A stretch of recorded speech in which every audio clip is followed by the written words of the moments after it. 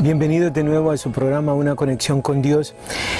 Este programa va a ser algo un poco diferente. Van a ver lo que quizás ya han visto en lo que estuvimos tratando ayer. Y por fin llegamos a la escena de Esteban. Espero tener el suficiente tiempo, pero bueno, vamos con la escena de Esteban. ¿Por qué usar la tradición y por qué usar a Esteban? Esteban para mí fue uno de los mejores ejemplos que pude ver, que pude encontrar dentro de los estudios que he estado haciendo y de los estudios que he estado escuchando y viendo. El mejor ejemplo que puedo usar para hacer el ejemplo que quiero hacer. Uno. Empieza desde Hechos capítulo 6 versículos 8 al 15, cuando Esteban es escogido entre los 7 que van a estar sirviendo a la población. Esteban es usado de una manera significativa por Dios. Es un hombre que Dios le ha iluminado, le ha dado conocimiento intelectual, y que los fariseos, los escribas, no lo pueden, por decirlo así, agarrarlo de una manera donde no sepa qué decir o qué contestar. Y como consecuencia, ¿qué es lo que sucede? Que lo acusan de lo siguiente. Las acusaciones: 1, blasfemia contra Dios y Moisés; 2, hablando en contra del lugar santo o el templo; y número 3, hablando en contra de la ley de Moisés. Ahora, ¿qué es lo que sucede? El entorno histórico, vamos a hablar del entorno histórico.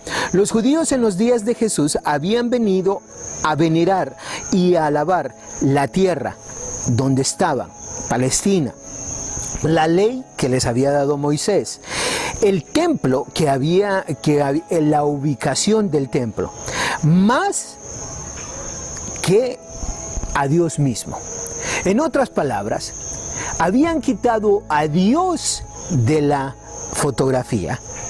Como nos dice el señor W.A. Tozer en su libro El Dios Santo, la religión en muchos casos Dios pasa a ser el problema más grande para la religión. ¿Por qué? Porque se llenan de tantas reglas, se hacen tantas reglas hechas por hombres que sacan a Dios de la ecuación. Eso es lo que les ha sucedido a los escribas, a los fariseos en ese momento, en cuando Esteban lo están llevando delante de esta gente para hacerle el juicio. Ahora, a la defensa de Esteban, él desafía estas 3 cosas: con la verdad y con Jesucristo. Él desafía la tradición, el status quo, con respecto a la tierra, la ley y el templo, con la verdad, que exige fe, cambio radical y seguir al prometido libertador de Dios, quien es el Mesías, Jesucristo. Esto es lo que Esteban hace cuando es llevado. Ahora, ¿por qué es llevado Esteban? Para entender el contexto, bien simple, porque estaba adquiriendo un reconocimiento, tanto él como Jesucristo, quienes les movía el status quo, el reconocimiento,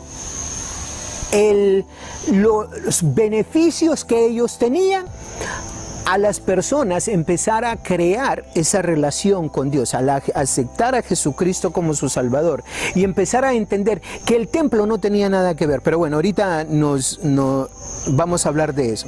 La defensa de Esteban gira sobre 3 verdades importantes. 1. La agenda de Dios siempre se ha basado en sus promesas, que requiere progresión y cambio.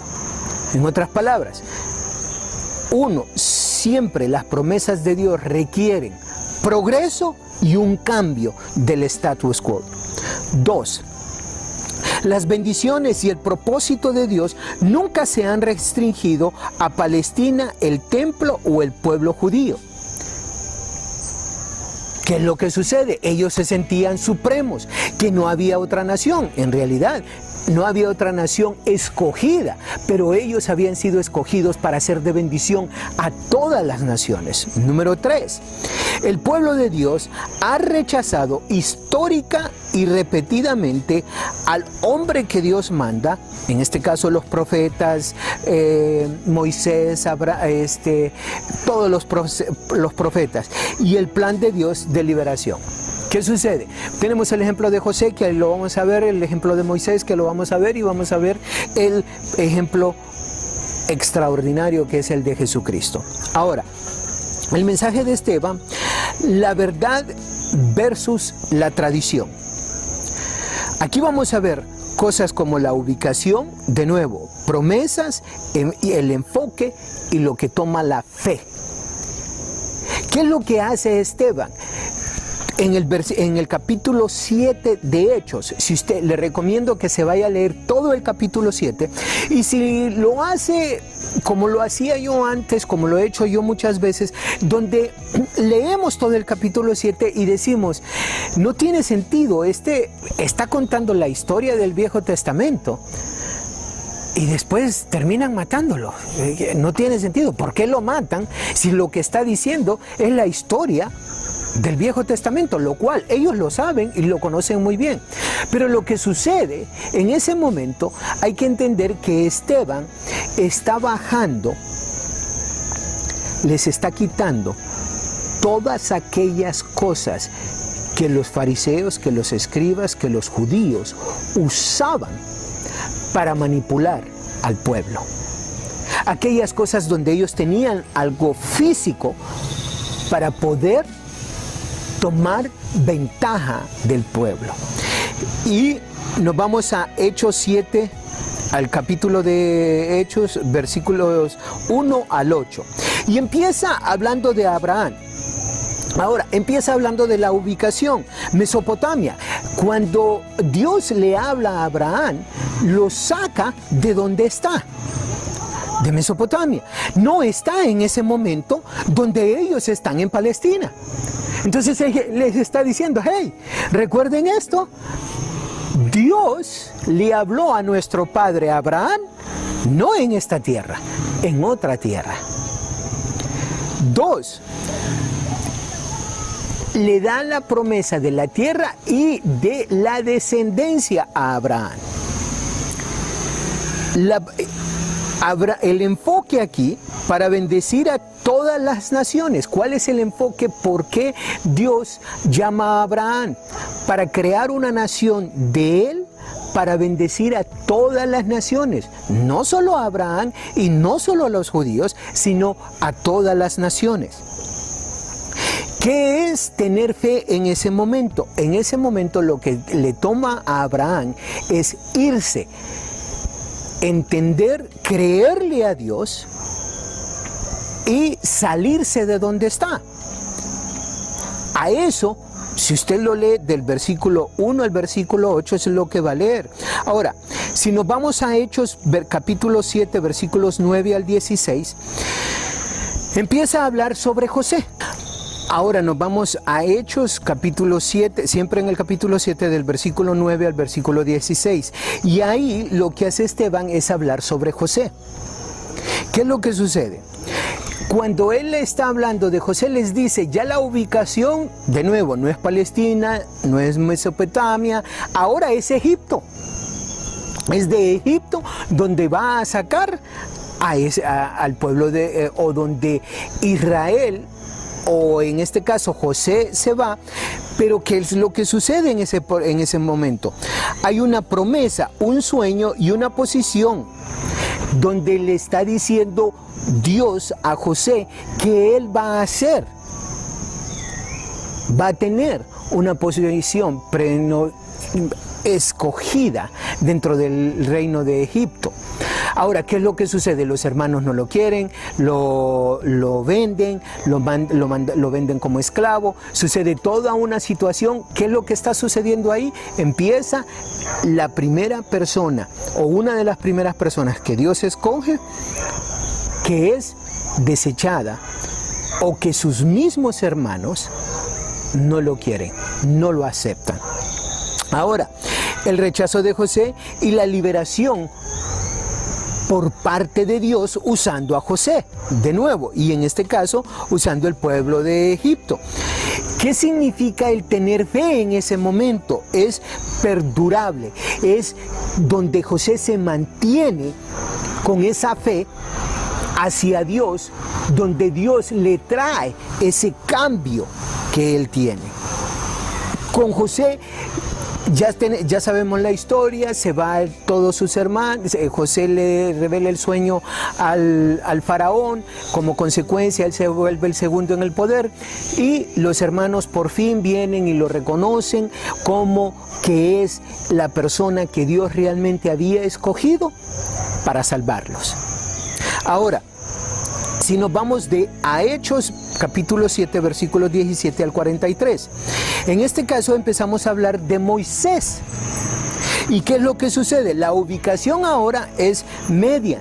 Ya no es Mesopotamia, ya no es Egipto, ya lo sacó. Ya José viene a sacar al pueblo de Israel, al pueblo judío de Egipto. Pero ¿qué sucede con esto? ¿Qué sucede antes de que Moisés saque al pueblo de Egipto?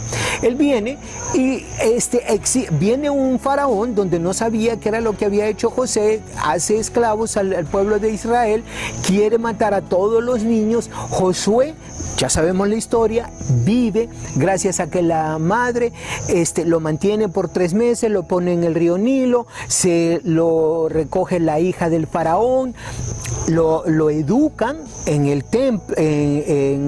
templo con el faraón, con los hijos de faraón. Se hace un conocedor de todo lo que es el gobierno de Egipto. A los 40 años él trata de defender a su pueblo, a Israel, de uno de los egipcios. Viene, lo mata. A otro día después viene y se están peleando 2 israelitas, uno de los cuales era el que había defendido al día anterior, y viene. Y cuando Moisés le dice, hey, ¿por qué se están peleando? Ustedes son hermanos, no se peleen. Entonces viene el que estaba agrediendo y le dice, ¿y qué? ¿Me vas a matar como mataste al Egipto ayer? Y ya sabemos la historia. Moisés sale corriendo. ¿Qué es lo que sucede? De nuevo, el pueblo no acepta al Salvador, al Redentor del pueblo en aquel momento. Entonces, ¿cuál es la promesa? Que Moisés va a liberar al pueblo. ¿Cuál es el enfoque? La ley de Dios dada y rechazada. La ley de Dios es dada y rechazada por el pueblo. Es dada de Dios a Moisés y es rechazada por el pueblo. La fe, ¿qué significa la fe en ese momento? Es regresar a la tierra prometida, regresar a la verdad. Y ahora, ¿dónde se encuentran? En el desierto. Es ahí donde está lo que es donde se encuentran en ese momento cuando lo saca Moisés de Egipto. Ahora, la promesa es una victoria sobre los enemigos que viene para Josué. Ahora estamos hablando en Hechos, el versículo 7, capítulo 7, versículo 44 al 50. La promesa, ¿qué le promete Dios a Josué? Que le va a dar la tierra prometida, que él va a tener la victoria sobre los enemigos. ¿Cuál es el enfoque? El propósito del tabernáculo, las limitaciones del templo. Ahora, ¿qué es lo que sucede en esto? Que cuando él habla sobre las limitaciones del tabernáculo, y del templo, es porque, de nuevo, recuerde esto, para ellos, para los judíos en ese momento, el tabernáculo, el templo, lo han convertido en Dios. Y es ahí donde él viene y les lee lo que es el capítulo en Isaías 66. Él les dice, les recuerda de su ley, versículo 1 y 2. Ahora, yo en este momento le voy a leer del versículo 1 al 5 para que entendamos mejor qué es lo que está sucediendo. Recuerde, en este momento, él ya les está bajando que ustedes piensan que Palestina, que la tierra prometida, que esta, lo han puesto como un Dios. La tierra, la ley, y les está diciendo, la rechazaron. Sus padres rechazaron a Moisés, rechazaron la ley. Y número 3, está diciendo el templo. Recuerde que ahí en ese momento están en el templo y él les está diciendo, váyanse por un momento conmigo enfrente de estos escribas. E incluso, ¿sabe de qué? No nos vayamos enfrente de los escribas. Vayámonos únicamente al templo donde usted va a alabar. Si alguien viene y le dice que el templo donde usted va a alabar en este momento no es el lugar importante, quizás intelectualmente usted me diga, sí, Dios vive en mi corazón, pero ¿realmente usted se comporta de esa manera? ¿Usted hace eso una vida diaria? Día a día, minuto a minuto, hora a hora, en su vida. ¿O usted ha creado en su mente que es el templo, el lugar donde usted va a ir a estudiar, el único lugar donde usted va a ir a estudiar la palabra de Dios? Ese es el único lugar donde usted estudia la palabra de Dios. Ese es el único lugar donde usted se pone a escudriñar la palabra de Dios. Esto los escribas habían hecho del templo. Me acuerdo algo demasiado importante. Me acuerdo cuando estaba el primer viaje, el primero o el segundo viaje que hice a Ceiba el año pasado, cuando venía para acá, que ya sabía que me iba a venir a vivir aquí, y me subí en un taxi y le pedí que me llevara al centro, íbamos a hacer unos mandados, y me acuerdo que el taxista me decía, los pastores ahora solo son cemento y varilla. Se me quedó tan clavado eso. Solo son cemento y varilla. ¿Qué significa? Solo son templos. Solo son lugares que construir. Quizás ahorita no tenemos un templo, sino que tenemos varios templos. Y usted sabe a lo que me refiero. El templo realmente donde lo deberíamos de tener es aquí. El lugar donde vamos a celebrar la relación que tenemos con Dios es eso, es un lugar donde vamos a celebrar la relación que tenemos con Dios, no es el templo. Pero mire, esto es lo que está sucediendo. Trate de irse emocional, mentalmente, hacia dónde está llevando Esteban a estos hombres, a los escribas, a los fariseos. Porque en este momento es cuando ya empieza realmente a ponerse caliente, más caliente la situación. Y les dice, él les lee el versículo 1 y 2 que dice, en Isaías 66, Jehová dijo, así el cielo es mi trono y la tierra estrado de mis pies. ¿Dónde está la casa que me habréis de edificar y dónde el lugar de mi reposo? Mi mano hizo todas estas cosas y así todas estas cosas fueron, dice Jehová. Pero mírame a aquel que es pobre y humilde de espíritu, que tiembla a mi palabra. Ahora mire lo que dice en el versículo 3 al 5. El que sacrifica buey es como si matase a un hombre. Esto es como quien dice, el que viene y dice, tiene que pactar hoy con Dios para que le haga un milagro. ¿Significa que Dios no le puede hacer un milagro? Claro que sí. ¿Significa que usted no puede pactar? Tampoco, claro que puede pactar. Pero cuando usted usa eso como una manipulación para abusar, para manipular al pueblo, entonces se vuelve un problema. Y esto es lo que les está diciendo Dios. Es aquí donde la sangre se empieza a hervir. Y le dice, el que sacrifica buey, porque esto ellos ya lo conocen. ¿Okay? Él está hablando con los eruditos de ese momento. Él dijo el versículo 1 y 2, pero ellos saben el 3, 4 y 5. Y mire lo que dice. El que sacrifica buey es como si matase a un hombre. El que sacrifica oveja como si degollase un perro. El que hace ofrenda como si ofreciese sangre de cerdo. El que me quema incienso como si bendijese a un ídolo. ¿Y por qué escogieron sus propios caminos y su alma amó sus abominaciones? Versículo 4. También yo escogeré para ellos escarnios y traeré sobre ellos lo que te temieron, porque llamé y nadie respondió, hablé y no oyeron, sino que hicieron lo malo delante de mis ojos y escogieron lo que me desagrada.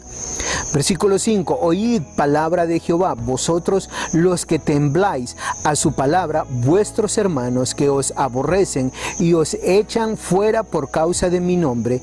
Dijeron, Jehová sea glorificado, pero él se mostrará para alegría vuestra y ellos serán confundidos. Mi pregunta es, hermano, hermana, ¿está siendo usted confundido con tradiciones? Esas tradiciones que usted tanto se está amarrando, ¿lo están acercando a Dios? ¿Son tradiciones que le hacen ese reto a ese cambio? ¿O son tradiciones donde usted va y se esconde detrás de cuatro paredes? A simple y sencillamente, y no me esté malinterpretando esto, no que sea malo, no que sea indiferente, pero aparte de orar, ¿qué está haciendo usted? ¿Está realmente enfocado en lo que es el beneficio para el pueblo de Dios? ¿Para esas almas que tanto lo necesitan? Antes de pasar a la última parte o la penúltima parte, quiero decirle, la fe en este caso significa luchar contra la tradición. Ahora nos vamos a Hechos 7, versículos 51 al 59. Ahora estamos hablando en la ubicación, nuestro corazón. Cuando se habla de la ubicación en ese momento, estamos hablando en nuestro corazón. La promesa, vida eterna, liberación del pecado y la muerte, cumplimiento de la ley. El enfoque, rechazo y asesinato de Jesucristo, el Mesías. La fe, ¿qué significa la fe en ese momento? No comprometer la verdad. Es importante entender de que en este momento ya Esteban les está diciendo, ustedes mataron. Ya les vino diciendo, no le hicieron caso a Moisés, empezaron con José, luego con Moisés y ahora con el que era el que iba a cumplir la ley. Y les está diciendo, lo mataron, y en el momento cuando él está diciendo que lo mataron y empieza a decir que mira a Jesucristo en el cielo, a la par del Dios, es cuando ellos revientan de furia, de enojo y lo empiezan a matar. ¿Por qué? Porque les ha quitado todas aquellas tradiciones tan importantes que ellos han puesto sobre el pueblo, que no tienen nada que ver con la ley. En aquellos momentos, si usted era un judío, usted tenía la ley y habían reglas sobre esa ley para no quebrantar la ley que Dios había hecho, pero eso no eran otras cosas más que los escribas manipulando al pueblo de Dios. Hermanos, ¿cómo lo podemos poner esto en perspectiva hoy en día aquí en nuestro país? Y puede ser en cualquier país de Latinoamérica o incluso en cualquier país del mundo. Pero nos vamos a enfocar aquí en nuestro país, sabiendo que lo pueden poner en práctica en cualquier país de Latinoamérica o en la gran mayoría.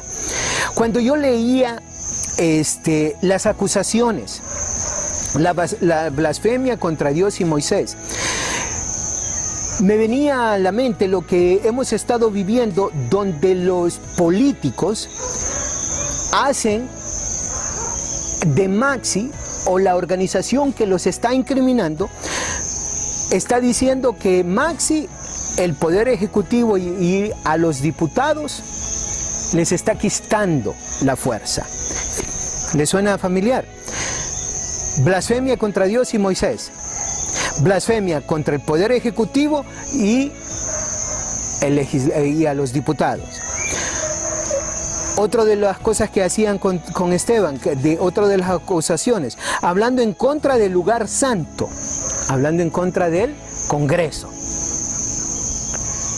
hablando en contra de la ley de Moisés, hablando en contra del Poder Judicial. ¿Qué es lo que sucede?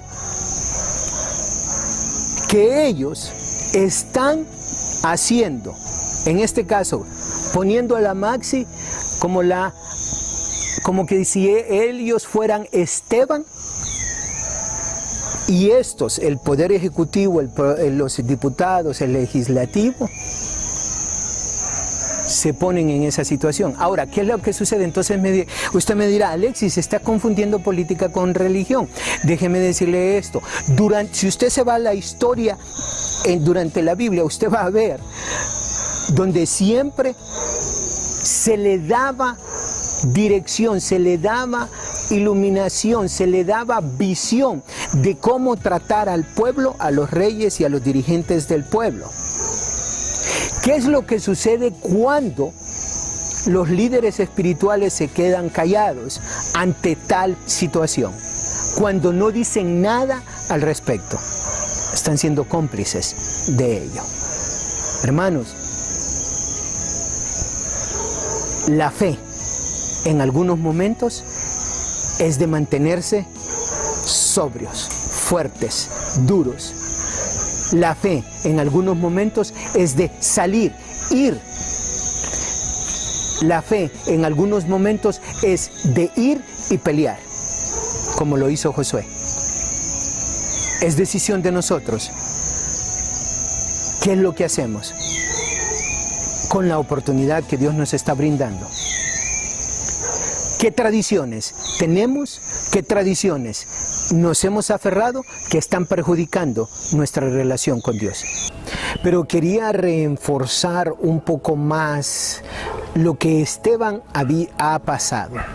¿Qué es lo que Esteban ha pasado? Esteban ha sido, en el capítulo 6, miramos donde Esteban es escogido por los apóstoles para poder ser la persona entre los 7 que van a estar sirviendo a las viudas. Recuerde esto, que cuando él es escogido para ser, con los otros 6 personas para servir a las viudas, el contexto de esta historia es extremadamente importante, porque en ese momento a los discípulos se les ha dado el mandamiento de la gran comisión, el ir y expandir el reino de Dios por todo el mundo. Ahora, lo que ha sucedido es que han habido más de 20,000, 30,000, 60,000 personas quienes han aceptado a Jesucristo, y esto es en un trayecto de alrededor de 90, 120 días. Entonces empieza a haber ese problema del servir a aquellas personas quienes habían venido de fuera de Israel y ahora estaban en Israel, en Jerusalén, y eran los nuevos miembros del cuerpo de Cristo. Y ellos amaban a Jesús, habían entendido quién era Jesucristo, querían servir a Jesucristo, querían servir a este nuevo rey, pero había muchas cosas que estaban todavía confusas.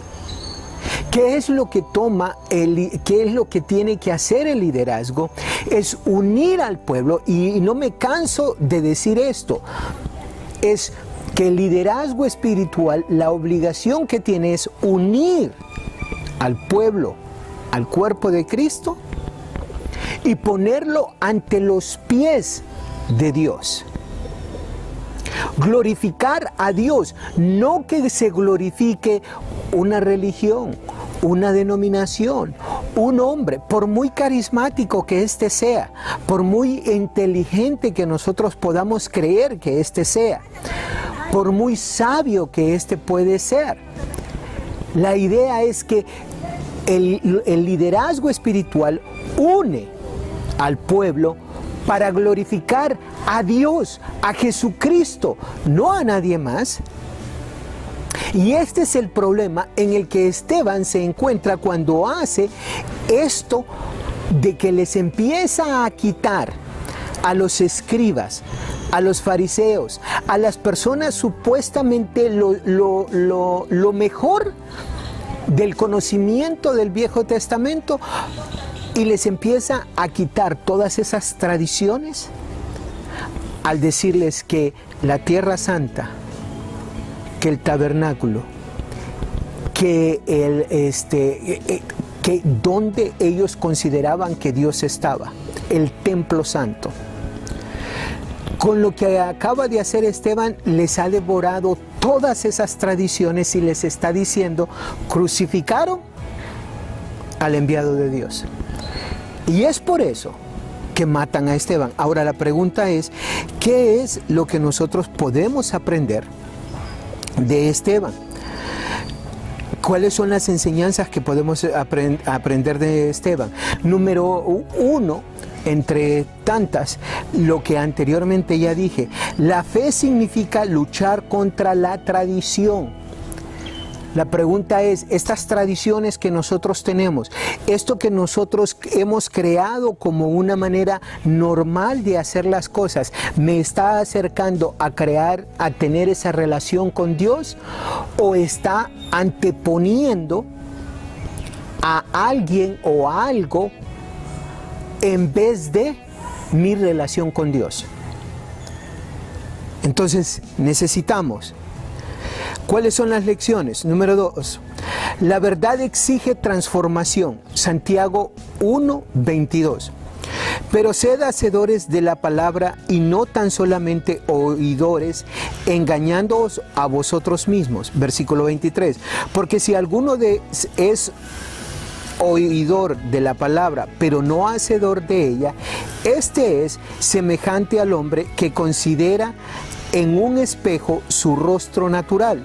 Versículo 24, porque él se considera a sí mismo y se va y luego olvida cómo era. Quiero detenerme antes de leer el 25. Esta es la situación. Cuando nosotros venimos y nosotros profesamos, decimos, nosotros tenemos fe, nosotros creemos que Jesucristo es nuestro Salvador, creemos que Dios está haciendo milagros, pero no vamos y actuamos, no vamos y nos comportamos, no vamos y hacemos las cosas desde ese punto de vista, entonces pasa a ser como lo dice el versículo 25. Mas el que mira atentamente en la perfecta ley, la de la libertad, y persevera en ella, no siendo oidor olvidadizo, sino hacedor de la obra, este será bienaventurado en lo que hace. Número 2, la base de las bendiciones de Dios es relación, no rutina. Punto número 3.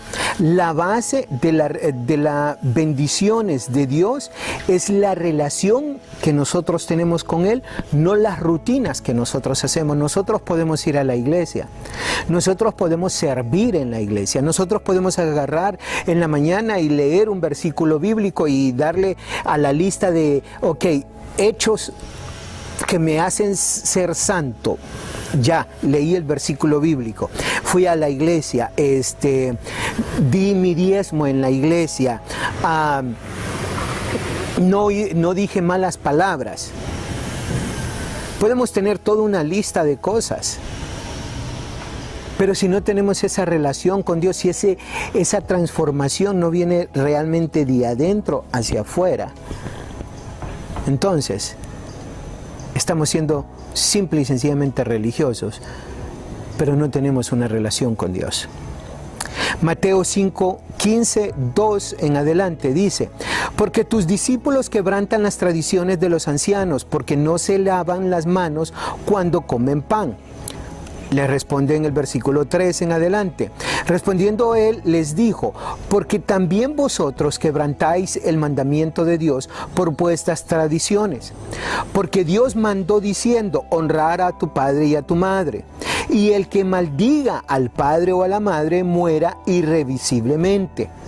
Pero vosotros decís, cualquiera que diga a su padre o a su madre, es mi ofrenda a Dios, todo aquello con que pudiera ayudarte, ya no ha de honrar a su padre o a su madre. Así habéis invalidado el mandamiento de Dios por vuestra tradición. ¿Qué es lo que sucede? O sucedía en ese momento. Dios ha dado un mandamiento, pero ¿qué es lo que decían los fariseos, los escribas? Decían, si tú dices que vas a dar ese dinero para Dios, entonces tú puedes dejar de cuidar a tus padres. En otras palabras, usan la ley, hacen cosas que pareciera ser santas, a los ojos de los hombres, a los ojos de la sociedad, porque están sirviendo a Dios, pero están quebrantando la ley. Pregunta, ¿qué le está diciendo el Espíritu Santo en este momento a usted? ¿Qué tradición tiene usted o practica usted, la cual no honra a Dios, sino todo lo contrario? Y si usted es un líder espiritual, usted ya sabe lo que he estado diciendo. ¿Cuál es la razón por qué en este momento usted no se une al movimiento de unir el cuerpo de Cristo? Porque su religión es más importante, porque su denominación es más importante, porque usted es un apóstol, porque usted es un profeta, porque usted es un pastor, porque usted es el líder de... Por eso, no puede unirse al cuerpo de Cristo y pedir que se haga justicia al pueblo. Tenemos que tomar eso en consideración. Número 4.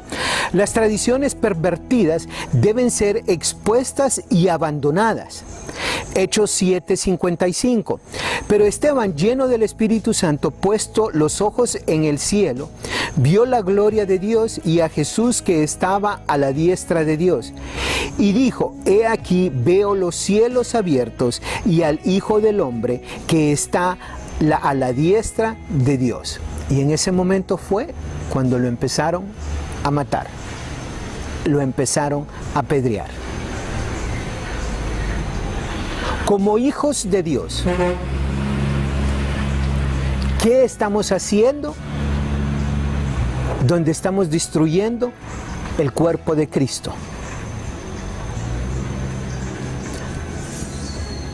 Recuerde una cosa, Dios usa personas, ha usado personas desde el principio y hoy en día usa personas que no son las más inteligentes, que no son las más eruditas, que no son las más preparadas, quienes no son las que tienen todo a su favor. Ha usado asesinos, ha usado a ladrones, ha usado a prostitutas, ha usado... Dios puede usar a cualquier persona que permita que sea Él en ese momento, de ese momento en adelante. No saque las cosas de contexto. No le estoy diciendo que una prostituta, si sigue en su estilo de vida, Dios va a decidir usarla para hacer A o X cosa. Yo no soy quien para decirle a Dios qué es lo que va a hacer o qué es lo que no va a hacer. Pero lo que estoy tratando de decirle a ustedes, ¿dónde está usted? ¿A quién está juzgando? ¿O qué es lo que está haciendo? ¿Por qué no permite que Dios le utilice? O quizás usted sea la persona que esté poniendo Dios como el puente para que se pueda unir diferentes organizaciones, diferentes ciudades, departamentos, para crear ese movimiento. Número 5. El portador de la verdad se niega a aceptar el status quo en su vida, sus relaciones y su esfera de influencias. Si usted es un portador de la verdad, entonces debe de estar completamente en contra de lo que es el status quo, simple y sencillamente porque sea status quo. Si ese status quo glorifica, honra, venera el nombre de Dios, bienvenido. Si ese status quo destruye la unión del cuerpo de Cristo, entonces debe de ser modificado. La verdad siempre debe de prevalecer. Hermanos, Dios nos está poniendo una oportunidad para hacer luz, para hacer sal en nuestro bello país de Honduras y en el mundo. En este año hay elecciones en muchos de los países hermanos centroamericanos, en muchos de los países de Latinoamérica, y lo que nosotros decidamos hacer con la oportunidad que Dios nos ha dado puede sentar un precedente para que otros países honren, glorifiquen el nombre de Dios y el cuerpo de Cristo sea unido. Le pido que vaya al canal de Una Conexión con Dios, mire las predicaciones, tome lápiz y papel, vaya y mire y permita que el Espíritu Santo le dirija en ver si esos mensajes que estamos transmitiendo son mensajes que vienen del corazón o de la mente de un ser humano, o son mensajes que vienen verdaderamente de Dios, donde nos retan a transformar, a crear esa reforma que tanto necesita este mundo. Que Dios me le bendiga.